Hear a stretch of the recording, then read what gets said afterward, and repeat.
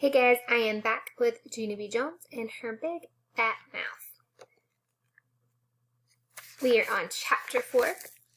It is called Dumb Ollie. And remember, Ollie is Junie Jones' little brother.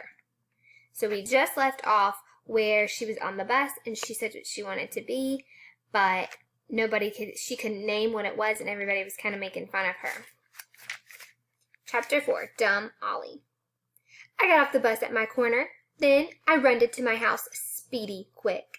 Help, help, help, I'm in big trouble, I yelled to Mother, 'cause I accidentally shut off my big fat mouth again on the bus. And now I have to paint and unlock stuff and save people from danger. Only what kind of job is that? Back here, called Mother.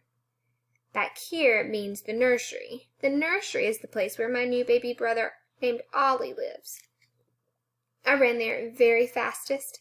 Mother was rocking Ollie on the rocking chair. He was a little bit sleeping. I need to talk to you very bad, I shouted some more. 'Cause I did a big fib, and now I don't know how to get out of it. Just then Ollie waked it up.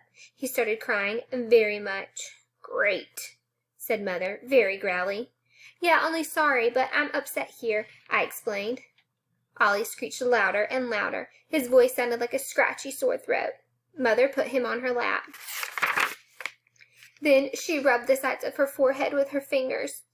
That's 'cause she had a migraine headache, I think. You're just going to have to wait until I get that baby settled again, she said. Still very grumpy. Yeah, only I can't wait 'cause...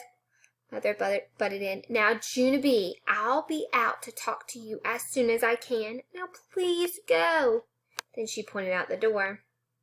Pointing means O-U-T, out. Oh, man, I said, 'cause that dumb old baby takes up all of Mother's time, and he's not even interesting. Here's a picture of Junie.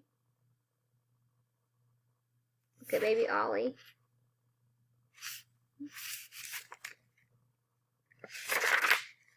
He doesn't know how to roll over, or sit up, or play Chinese checkers.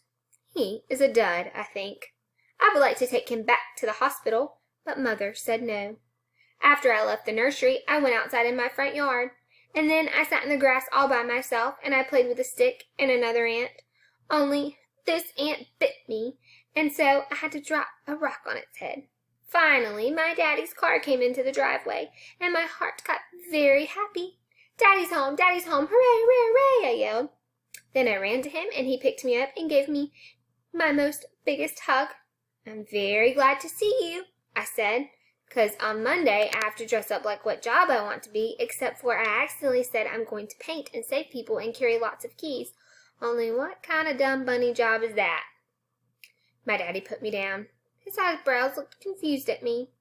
Can we talk about this at dinner? He asked. No, I said.